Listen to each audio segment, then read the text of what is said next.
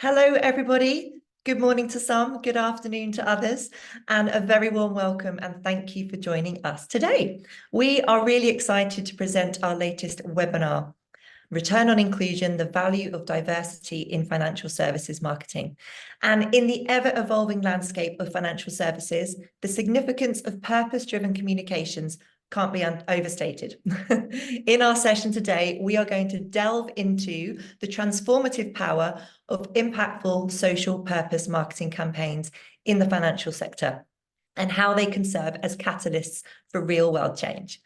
And with International Women's Day just around the corner, there couldn't be a better time to have this conversation. I'm Lauren, I'm an Associate Director here at Man Bites Dog, and joining us for this discussion is our very own Duncan Sparke, Divisional Director and Sustainability Marketing Expert at Man Bites Dog. And we're spoiling you today. We've also got the pleasure of being joined by two guest speakers. So introducing Dominic Traynor, Global Head of Digital and Demand Generation at BNY Mellon.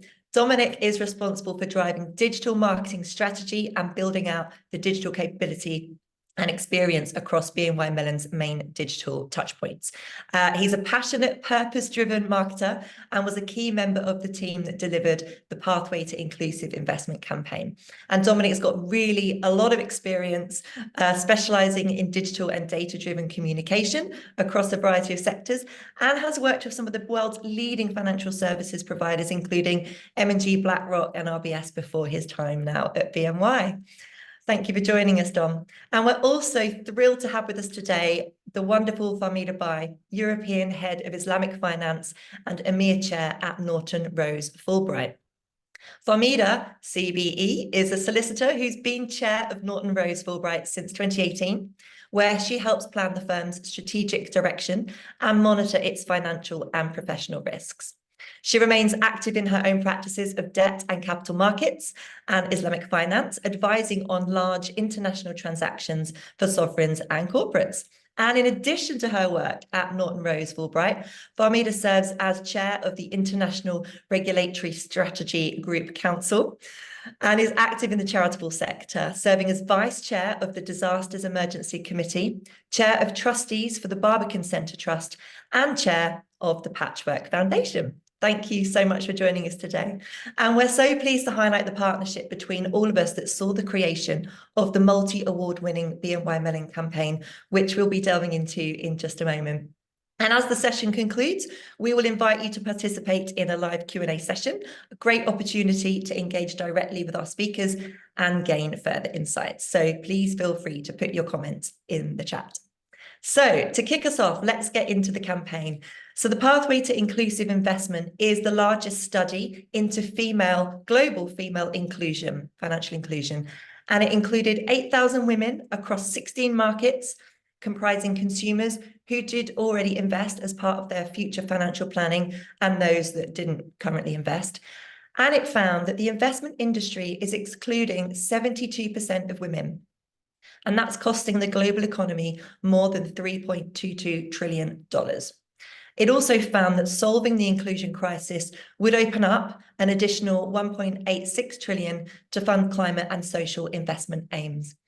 And from primetime interviews on Sky News, international media coverage, the campaign brought the issues of financial independence and gender equality to a mainstream audience. And it marked the start of a sustained campaign to effect meaningful change. So Dominic, I'm going to come to you first, if that's okay. It would be fantastic if you could build on that and give us a little bit more of a background and an overview of the campaign. And it'd be great to understand what was the catalyst for the campaign for you? You know, why was this important to BNY and why does it really matter? Thank you, Lauren. Thanks for that introduction as well. And it's great to be here joining this webinar today with a great lineup of panelists, and I'm looking forward to the discussion. So in answer to your question, I think the catalyst that drove us to firstly approach the research report, Pathway to Inclusive Investment, but then why we thought it important to do that to start off with, but then also what it means for BNY Mellon, if I answer it that way. So firstly, why do we approach the report? I think it's fair to say that there's been quite a lot of studies on the gender investment gap. I think there have been in the past many different studies conducted by different organizations.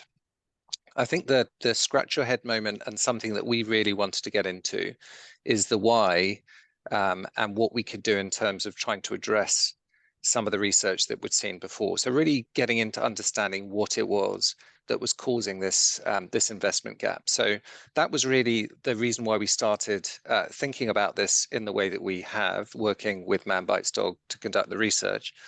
But then I think as an organization and where we sit within the global financial industry, I mean, we're a big organization, so we have we touch $50 trillion in terms of our management, moving money around and keeping it safe for our clients. So, you know, we have a responsibility being that large an organization. So actually, not only understanding what it meant and being able to try to address it, but also really thinking about how we can create a more sustainable financial industry. So to a certain extent, there were some individual, as you'd imagine, specialist interest kind of around the subject, but actually as an organization, it really fits quite importantly with how we want to build a sustainable business as part of BNY Mellon. So that's really why we started here. And in terms of, I guess, if I just build on one point, if I've still got the mic, why it's important in terms of the next layer down, which is how we then approached it. I think that was a really interesting program of change for us. So really involving many different departments and teams to really engage with this as a theme. And that really was a very important change program for us, part of BNY Mellon. Thanks, Dom. Yeah, there was a lot going on there, wasn't there? And it was fantastic to be part of that, the different approach. And in addition to, you know, the sheer scale of the research that we did, it was interesting, I think, as well, that there was also the additional 100 global asset managers that we interviewed as part of the study. And to complement it, we obviously held a series of in-depth discussions with our international expert panel as well, that provided perspectives on the findings and ideas on making investment more gender inclusive, which brings me neatly onto you, Farmida, as one of those experts. And you played such an important role in championing the research and the overall campaign. Why was this of interest to you, and how important is this agenda to you as well? Thank you, Lauren, and hello, everyone. I think this agenda is important to me both personally and professionally. So I was the first woman in my family to work outside the home. And so I know from a personal perspective how important financial independence is to women in order to allow them to make life choices that work for them.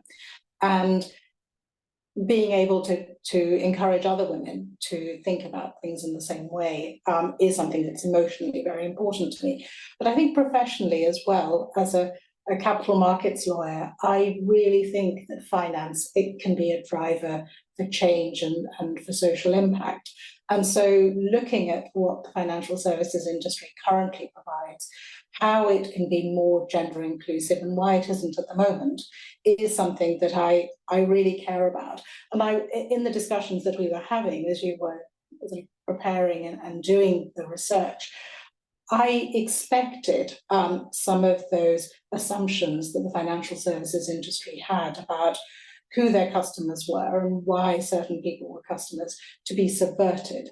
And it was interesting when that actually, I think, was the outcome. I think some of the results were very surprising.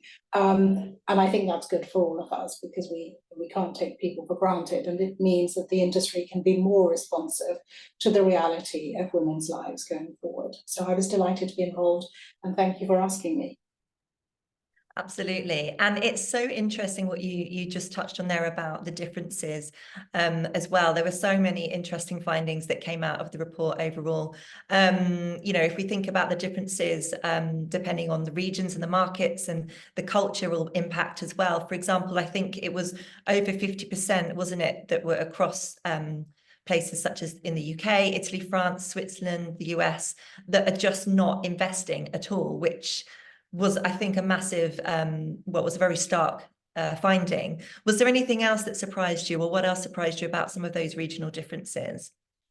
So the regional differences were interesting. I think perhaps before we went, I think the industry would have expected there to be more women in the developed countries, in UK, the US and elsewhere, to be investors compared to some of the developing countries. So the fact that Indian women are some of the most confident investors in the world, or Brazilian women feel that they really have a lot of knowledge about investing, I think would have come as a surprise to lots of people. But I think also some of the assumptions that those women had about how much money, spare money, they needed to have before they could start to invest. So it was interesting that Indian women thought that they only needed about $500, whereas US women thought they needed more than $6,000 of spare cash before they could think about investing it. And then why those Indian women were willing to invest was interesting. It was because they felt they had knowledge, and they felt that they had got that knowledge around investment from families, they mostly thought, rather than from school or from suppliers and providers in general. So I think some of those differences were interesting. But what I also found fascinating was were the drivers, the importance of purpose, for example, and the fact that purpose was more important for women in Brazil, China, and India than it was in the US or the UK, for example. That surprised me. And then the reason for investing, I had assumed that women were investing for, to support their families, to provide for education or healthcare. And it was really interesting to find that the top reason was financial independence, that sense of providing for themselves. So there were lots of things that surprised me, but the fact that you can't make assumptions about developed countries versus developing countries, or Asia versus Europe, I thought that was fascinating. It was so interesting. Yeah, absolutely. And anybody can dig into, obviously, the research in a lot more detail as well. We can share the link for that. Duncan, you obviously played a key role in the development of the campaign in partnership with BNY. Did any of the stats surprise you, particularly building on what Farmida's just said there? Thank you. Yes, definitely lots of surprises in there. Several of the things that you just spoke about, Farmida, are things that I had previously forgotten and have just surprised me again. So yeah, definitely lots of surprises. But I think some of the things that were most surprising of all were things that we kind of anticipated, but just didn't anticipate enough. So the sheer scale was one thing that really stood out to me. We knew, Dom, to your point earlier, we knew that there was a disparity. We knew that women invested at a lower rate than men. We didn't necessarily appreciate the scale of that, because obviously we were looking across 16 markets, which is, from a global perspective, not a huge portion of the world. And yet, just across those markets, we were able to unpack that $3.25 trillion difference that you would achieve just by bringing female investment into parity with male investment. And that's a very big number, especially when you think about it in terms of the impact that that money could have, whether it's going into female-owned businesses or whether it's going into kind of more impact-driven causes like tackling climate change or adapting to it. So huge surprises in terms of the scale of it. And I think, to your point as well, Farmida, that the fact that there was a kind of a groundswell of purpose-driven investment across a lot of those markets as well, and the fact that nearly 2 trillion of that could have been funneled into purpose-led investments, responsible investments. That sounds like something which is kind of exciting. And again, the scale of that is mind-blowing. I think probably also there's an element of the things that weren't surprising were also to some extent the most impactful. Some things that perhaps couldn't ever have been surprising, but are still really important, like the idea that 9 out of 10 asset managers view their clients as men. They have a default view that their client is a man. That's probably not surprising. It's not necessarily a surprise that that view exists, but it's still quite a depressing statistic that highlights a very significant change that we still need to see. Yeah, absolutely. And I guess it leads us on to thinking about that impact piece, which is obviously really important. And just digging around the detail into that, I guess, yeah, how we've started to see some of those changes, some of the real world change from the campaign itself. What has that been? How important is it, and how easy has it been to measure a campaign like this? Whether that's through investment habits that have started, obviously the media coverage and some media swell really helps. The award wins as well, hopefully have been progressing it onto more of the global stage. Dom, if we could come to you first in terms of the real world impact and the change. Absolutely, and it's a great question, Lauren. I think just being very candid, it's very difficult to measure it scientifically. So when you actually embark on something of this nature and the magnitude of the change that's required, actually, some of the common ways in which you measure things, so just a pure ROI number, it becomes pretty difficult to measure the incremental number of women investors, say, that invest with BNY Mellon versus other organizations. So from that perspective, something that touches the industry and has such a big impact on the industry, it is really hard to measure in traditional sense. But there are definitely, we've measured effectiveness and the positive impact it's had on the business and the industry so far. And the way that I guess we've approached that sense of measurement is, so firstly, and I like the way that kind of Duncan framed some of the challenges that a business like BNY Mellon has, but also the industry. We need to start at grassroots level. So we need to actually think about how we approach the marketplace and women in particular in the marketplace. And actually, as an organization, is how well prepared are we to do that? So one of the things that we've done as a result of this research is actually run a grassroots change to how we communicate. That's involved a lot of different training of personnel within BNY Mellon, but it's also looked at actually how, to Duncan's point, how those barriers that we identified in the research, which could be around just a sense of how much money is needed to invest, and the difference between a female or male perspective on that.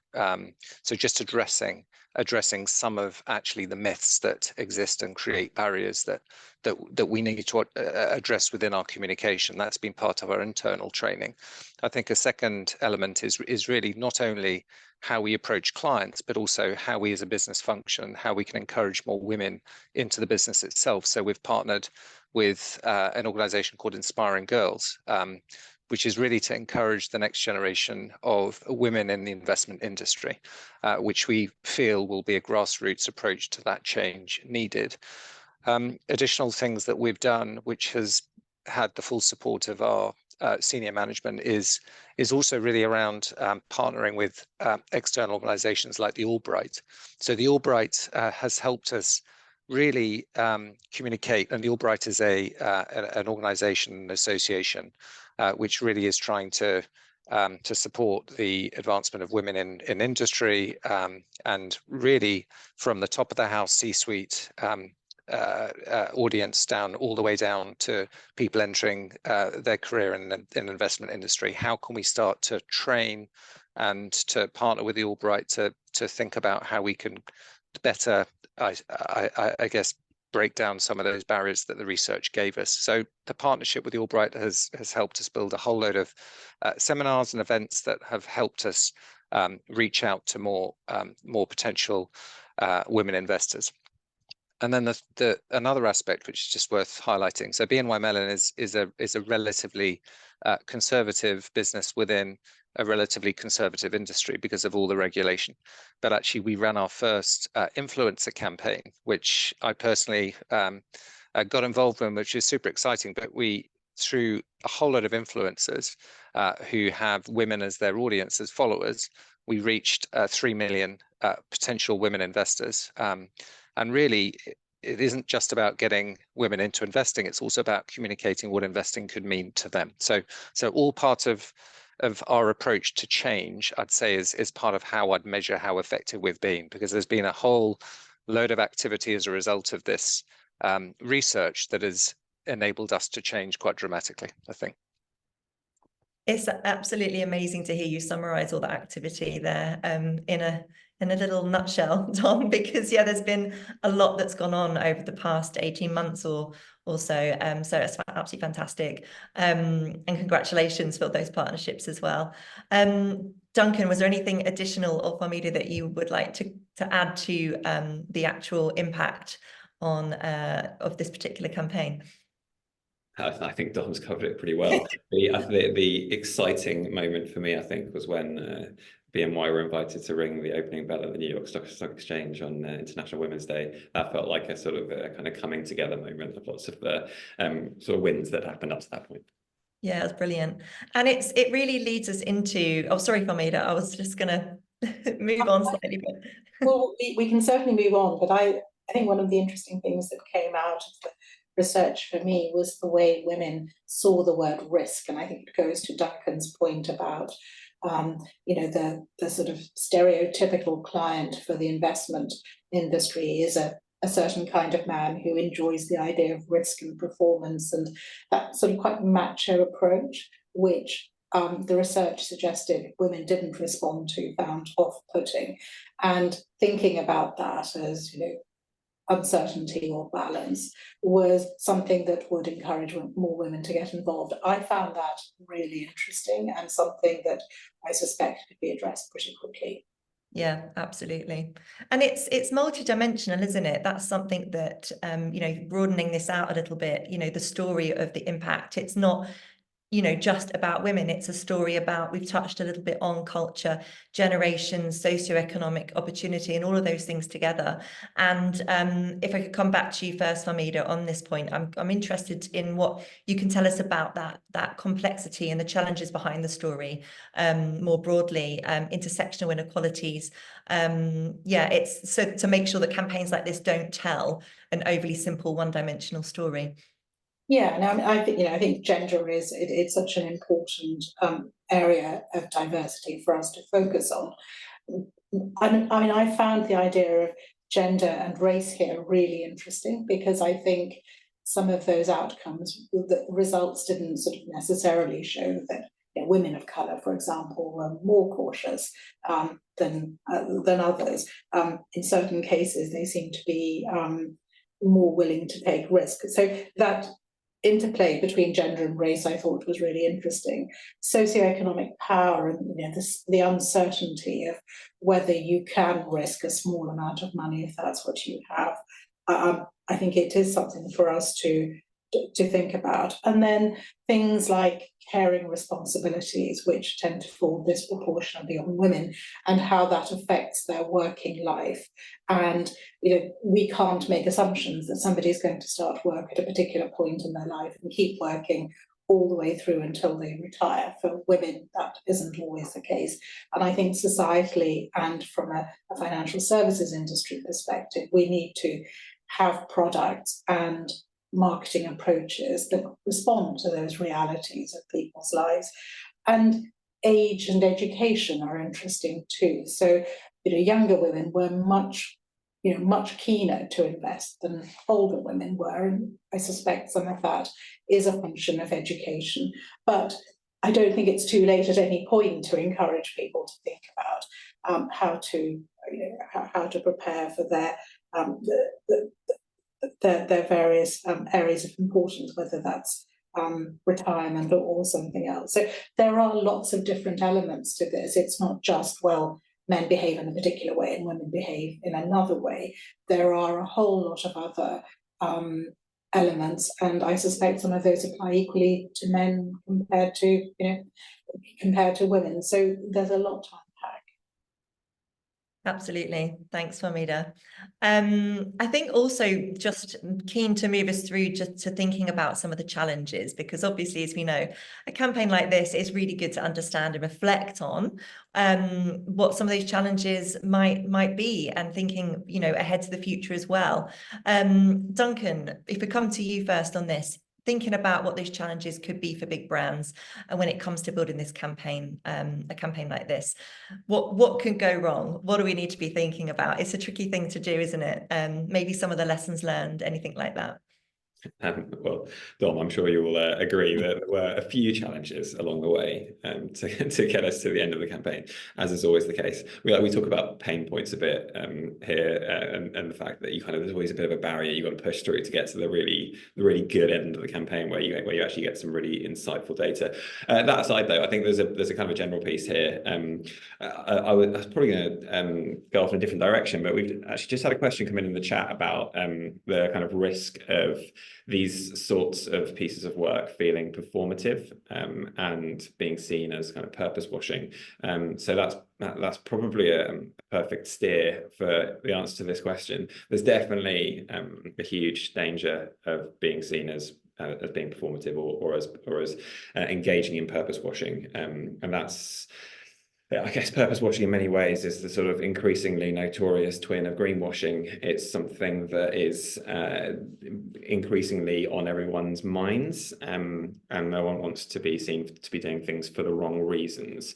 But there's also something really important in the world of marketing, I think, where having these conversations openly and engaging in these discussions is the only way to get the results that we're looking for. The purpose of this campaign was to increase participation in investment. The only way to do that is to get the opportunity and tell a positive story and bring that to people through some kind of public sphere. So these aren't kind of the sorts of conversations that you can have behind closed doors, and it's really important that they are public conversations.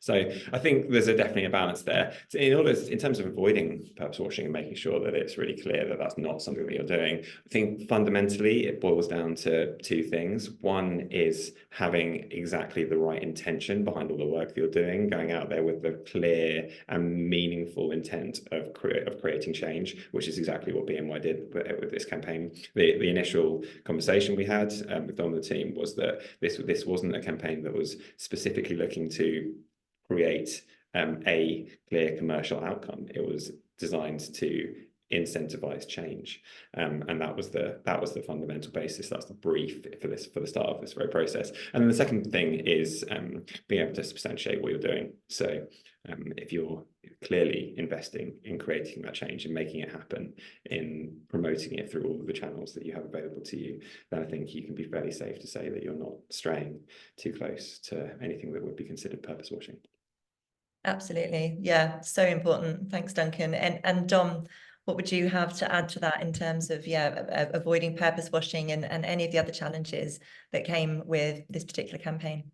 Yeah, and if I just echo Duncan's point, doing something like this is not easy. It's not a straightforward and an easy thing to embark on, and it is also something that takes time. So we know within a lot of businesses, actually, there isn't a big appetite to have a deferred sense of return on anything. So actually going into this, this is a multi-year program of activity for us. It's a big change program, and it's something that we're committed to. So I think the demonstration that this is important, not only as part of the DNA of the firm going forward, but also how we approach the marketplace. These are really core parts of this program of activity. So I appreciate that there's always within marketing, and I sit, full transparency, I sit within marketing. There's always a campaign or a headline that sometimes grabs some attention, but something of this nature and this magnitude, and Farmida mentioned kind of all the nuance within some of the barriers that we're trying to address, and also I guess the road ahead to try and drive some of that necessary change. That's a big investment of time and energy to get it right. And actually, even things like ROI, return on investment, that Duncan mentioned, it's not easy. So when you're presenting to senior members of the board at BNY Mellon, and they're trying to understand what the impact is, it's not a straightforward conversation where there's one number equals another number. So there needs to be commitment from the top, which we had for this, but there also needs to be a desire to make that change. So I'd say the way that we've approached it, it hasn't been in any shape or form something that's been tactical. It's been something that absolutely is a strategic drive to drive that change. So I don't think that the question that Duncan kind of raised necessarily addresses the way that we've approached this as a program of activity, but I understand that there's some themes that sit within a category that you think, are you committed or are you not? And I'd say from our perspective, we had to be totally committed to this to make this a success. Absolutely, it had to be an all-in situation. Farmida, any thoughts from you in terms of what you know big brands need to consider with this, and on the purpose washing point as well? Well, I think for me, encouraging more women to get involved in financial services is good for the women and it's good for the institutions.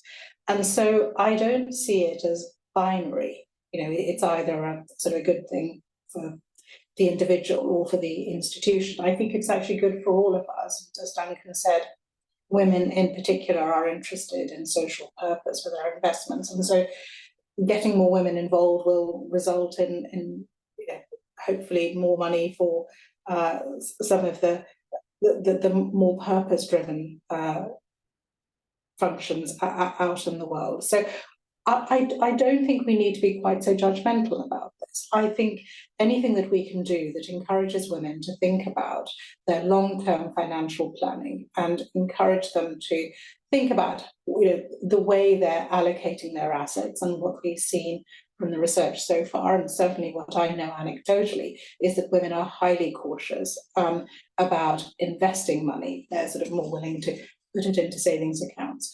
I think that's all to the good. So I'm much less, I think, worried about why we're doing research like this if the outcome is to understand what has kept women away from the financial markets, which is something that we all know has happened. So I'm more positive about it generally. I think there's a really interesting piece of nuance there as well around the way that these campaigns achieve results. There's something in the there's a criticism that sometimes gets levied at these types of pieces of work when they're accused of purpose washing, which is that it's you're trying to tell a positive story of opportunity about a problem.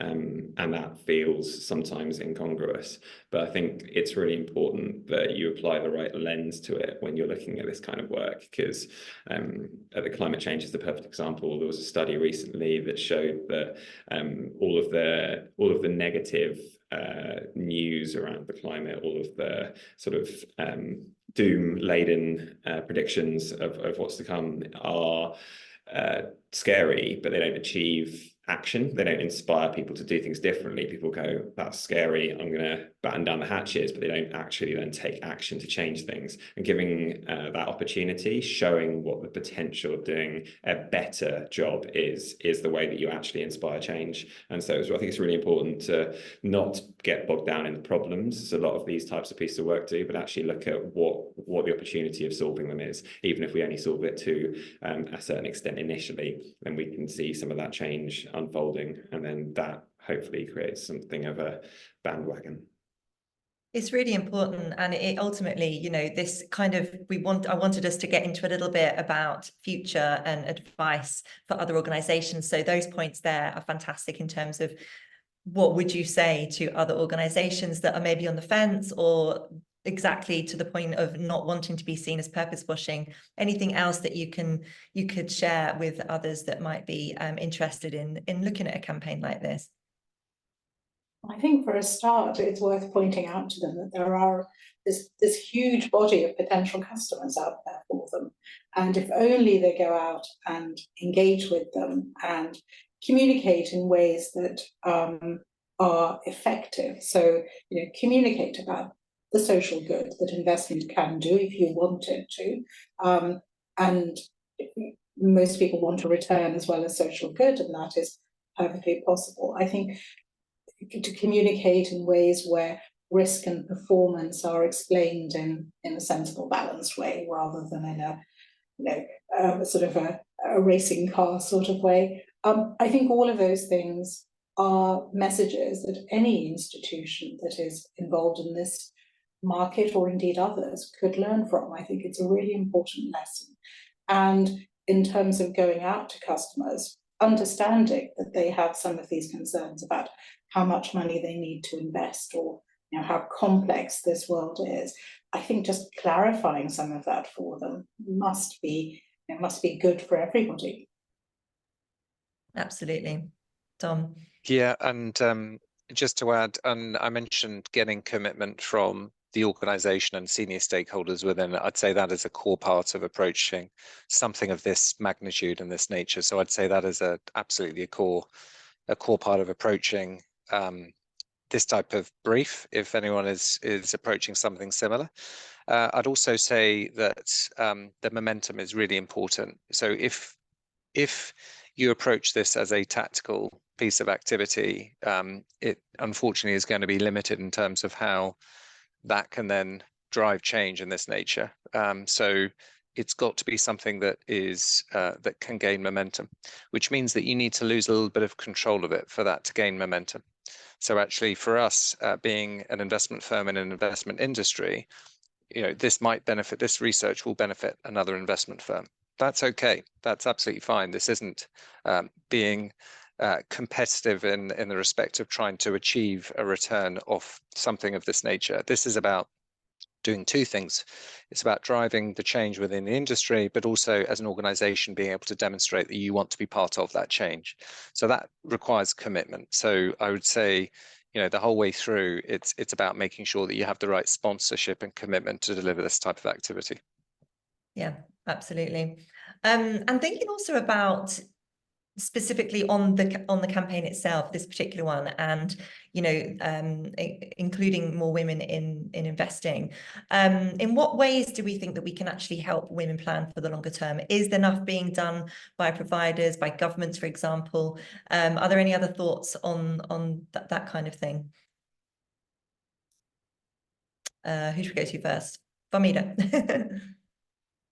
I think there's something that we can all do about it. I think from a government perspective, auto-enrollment has really made a big difference. I think that's something that a lot of governments can introduce. I think education, and that's something the government and the society as a whole, by which I mean providers, but schools have to pick up a lot of slack, but I think this is something that is it's a life skill, and it would really help if it was taught early.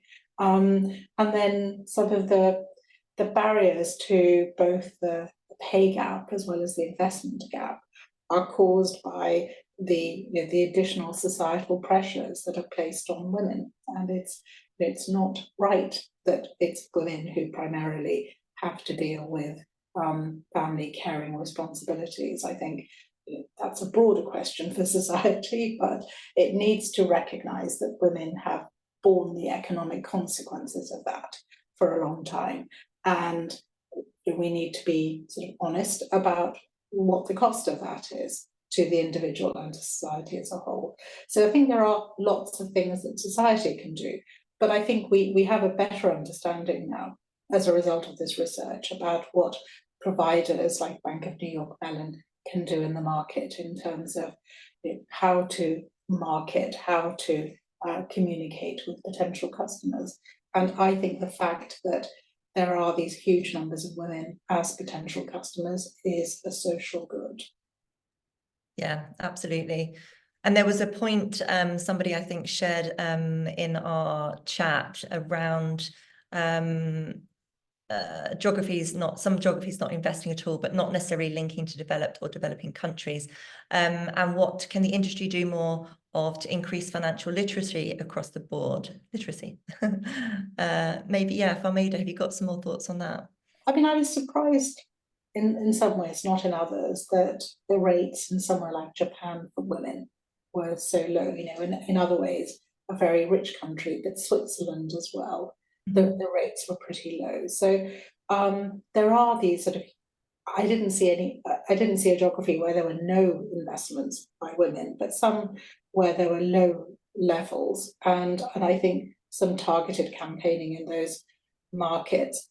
But I think combined with awareness, you can call it education or awareness, but I think some targeted focus on those markets, because there will be women with cash to invest who would benefit from doing so. Yes, absolutely that. I think also it just caught my eye looking at some of the other questions that we've got, which we will move into encouraging more of. Please do send some more questions in for the panel. Specifically for Dom, I think building on what you were saying just a moment ago about getting that encouragement and commitment from the top, how can you encourage commitment from the leaders of the business when a financial return isn't the goal?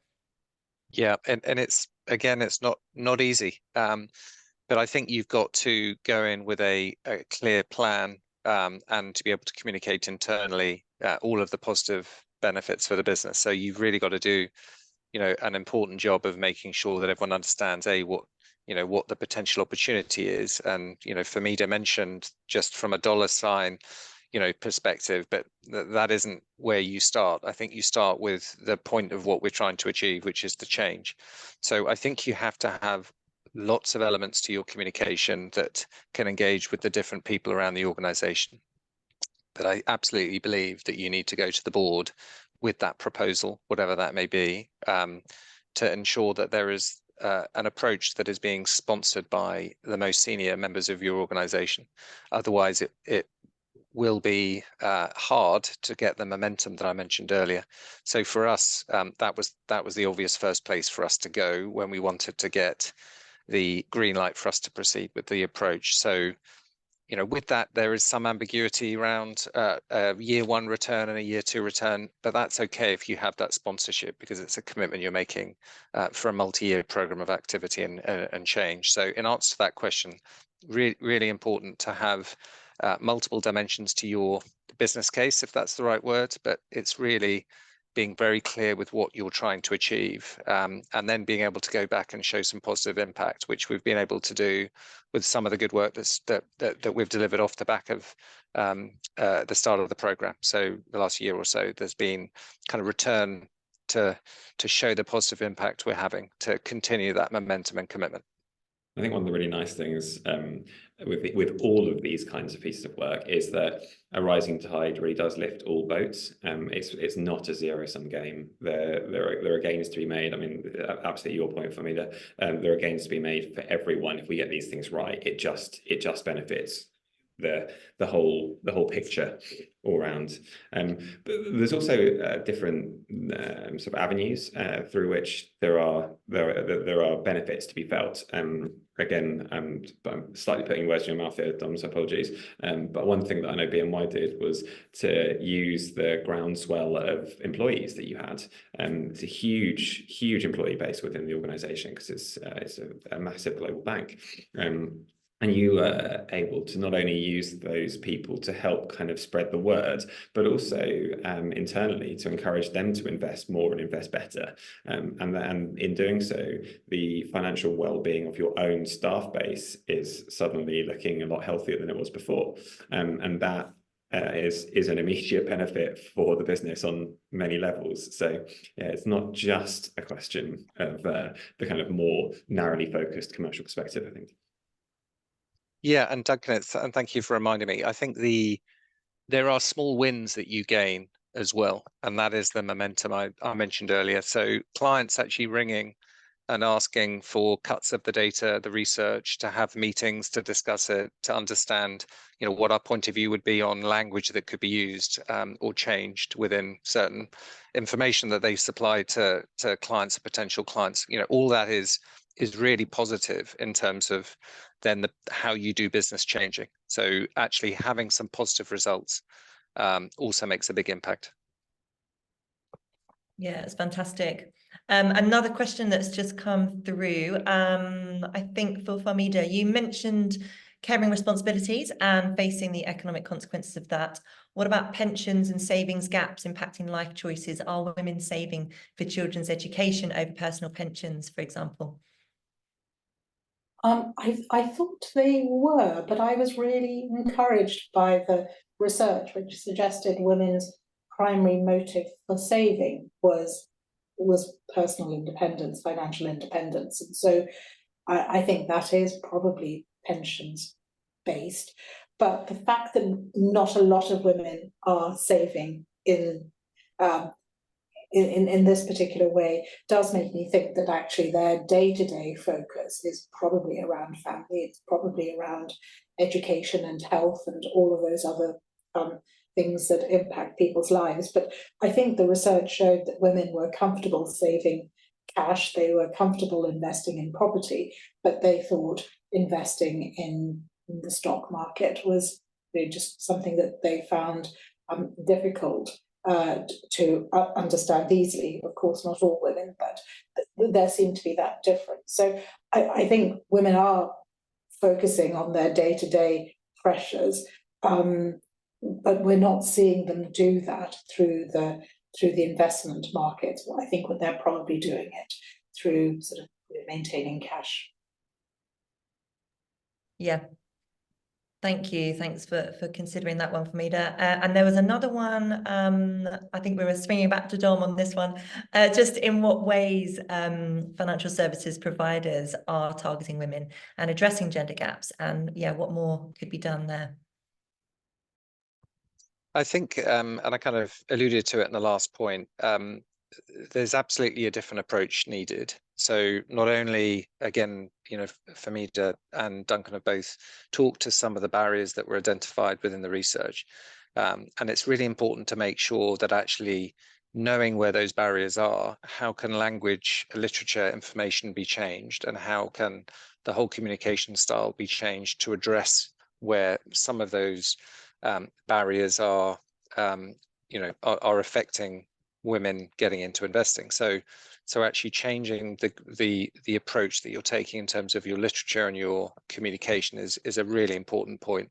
But also, one of the things we've done with some of our clients is actually spend some time actually doing some training, and it's really interesting. Off the back of the research is actually having sessions where we talk about some of the different changes that we've made to language, and how we've approached things differently. So when you have that open dialogue with clients, actually, it's interesting, even on a one-to-one basis, there are some very simple changes that can be made. But I would say, in a nutshell, it's really around how you approach communication and how you approach women more broadly as a very important client, a potential client. So it's really addressing that from end to end in terms of the experience you provide. Excellent. And thinking also another question that we've got, which we've got time for a couple more, which is great. Thank you everybody for sending these across. A question for everybody: what has it taught you about creating other social impact campaigns in the future? And do you have a checklist, for example, moving forward? What else needs to be focused on? Dom, maybe we can start with you. Yeah, I think, I mean, I mentioned again social media earlier. It's really interesting is some of the traditional ways in which you think about how you communicate something like this. Actually, they go out of the window, and you've got to rethink, because if you're not currently engaging with an audience on a level, then thinking you can do the same thing the day after and have a different impact, you know, everyone knows where that ends up. So it's about totally rethinking how you approach your ability to address that particular challenge you're trying to address. So for us, actually being, you know, someone that has never used social media influencers before, it forced us to do things differently. And actually we had an amazing response by taking that route, but it's the only way we could have reached an audience that currently doesn't engage with us. So I'd say it's totally rethinking how you go to market from a marketing perspective, which means your ability to reach an audience. But at the same time, it's really, you know, rethink everything is my very simple summary. I like that. Duncan, how about you? Thinking about other social impact campaigns in the future, what has it taught you? I think it makes a lot of sense to think about the gender lens, particularly as a kind of a jumping off point, because there is a gender divide in every country in the world. It's universal in that sense. But I think one of the things that's really interesting about this piece of work, and one of the things that will continue to be interesting as we explore other things like it in the future, is the intersectionality, all of the different intersections between gender and a myriad other things, some of which we've touched on today. But I think perhaps maybe there's an opportunity and a gap for campaigns to really take a more kind of nuanced view of what the complexities of some of those other things are. Gender is fascinating. It's also a little bit less complicated than some of the other challenges that exist out there in terms of how we go about addressing it. So it's an almost unlimited scope for not only assessing but looking to find the opportunities in and improve on some of the myriad inequalities that exist, and find kind of, again, as was mentioned earlier by Farmida, some answers which just make everyone better off. Yeah, absolutely. And Farmida, do you what do you think, and in terms of that particular question and your appetite to be involved in other campaigns like this in the future? Well, for me, the thing that I found most interesting and that I would want to carry forward into future campaigns was sort of asking the questions, understanding, you know, why things are the way they are at the moment, before having a think about what to do to fix them. So I think, you know, we could have had a very quick outcome here, which is women are disproportionately not investing, therefore we should encourage them to invest. And I think it was really valuable to ask why and what could be done differently that would encourage them to participate. So I think that why piece is really important, because I think it drives effective change going forward. And I think, as Duncan said, there is a great deal that needs to be done. And if we focus just on gender, I mean, I think for me, understanding women's approach to work, which is an incredibly broad topic, but, you know, what they value, why they would want to stay in the workplace or a particular workplace, what is it? It's part of that. What does society need to do better to create more of a level playing field when it comes to some of these additional burdens that women carry? And, you know, I'm a partner in a law firm, and for 50 years, women have entered law in equal numbers to men. And there are not many law firms where, when you look at the partnership, the numbers are balanced. Disproportionately, women leave, and you have more men than women as partners in the end. And we all try and address that. But trying to really understand what would move the dial. I'm not just talking about law firms, but I think it's an issue in almost every industry. Actually ask them, what would make you stay? What would make you want to carry on? Would be a really important piece of work. That would be so interesting, wouldn't it? Absolutely. You're making me think there as well. I feel like there's probably a thing, particularly in a lot of kind of Western markets, if you like, around, we kind of maybe slap ourselves on the back a little bit too much about progress that we have made in various regards, without necessarily always giving credence to the areas in which there's still a lot of work to be done. I wonder what your thoughts are in terms of the areas where we're maybe a little ahead of the curve in terms of where we think we are versus the reality on the ground. I think kind of things like the reality of the partner makeup of law firms is probably a perfect example of that. I think we may get results similar to the investment result that we've had, which is in some of the emerging markets, we might find that women find it easier to work, or they keep going for longer because they tend to have better support around care than perhaps we do in the UK or the US. So I would expect the results to be a little bit similar to the investment results that we've received. But there was a lot there that surprised me, and so you could imagine that research on what makes women stay in work or leave work might be similarly surprising. So interesting. I'm mindful, I'm looking at the time. We have about 5 minutes left before we do sort of wrap up and take some key takeaways and share those. Dom, interested to know what's next for BNY in particular.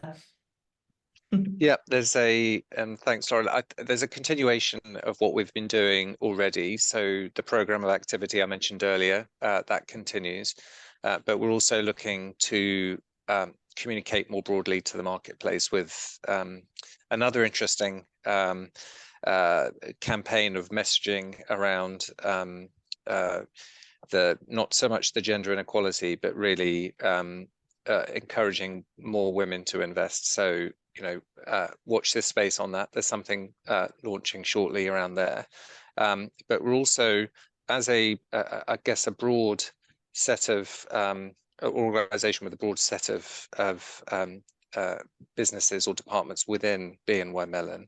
It's about also thinking about how we come together and deliver more at an enterprise level for BNY Mellon. So, as you know, this original research was driven out of the investment management side of our business, but actually this is as relevant across the whole enterprise. So we're looking at how we can bring a greater coverage within the organization, so our message becomes more powerful. So again, not only internal but also external. So more to follow shortly.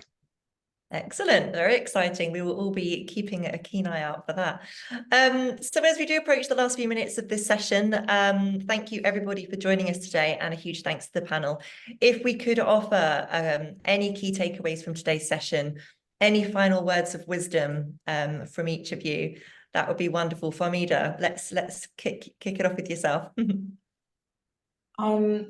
That more women investing is good for the planet, I think, is probably my key takeaway from this. Excellent. Dominic. Yeah, top tip. I'm going to be boring and say things I've already said, but it's about being committed to a long-term result. So be committed to the long-term result, which means that organize yourself around it. So this isn't a tactical thing to get involved with. You go in for the long term. Thanks, Dominic. Duncan. Going to repeat myself as well, but I think it's the rising tide lifts all boats message. I think there's so much benefit to be had from tackling these kind of topics head on, and especially if you can do it in an organization where you have buy-in from leadership, much as Dom has, when they can see the potential of doing something beyond the immediate top line advantage. Thanks, Duncan. And for me, I'll throw something in here as well. I remember when the campaign launched, there was these amazing T-shirts that people were wearing. I think they were like, you know, this is what an investor looks like, and that was such a nice thing to see. And I know I held my hands up. I didn't consider myself an investor, I don't think, before the development of this campaign. And myself, along with some others, I think in the team, we did start an investment habit as well. So there you go. We're part of the success story. So we will just say a final thank you to everybody for joining us today. Thank you everybody for watching. We do appreciate your reflections and any feedback after the session. We're all on LinkedIn, so please feel free to drop us a line. We have another exciting webinar coming up. Same time, 14th of March, Tech Positive Marketing in the Green Economy. That's going to be our very own CEO and founder, Claire Mason, who's going to be joined by another of our divisional directors, Fiona Buckley, and guest speaker, Patrick Castleman from Intel.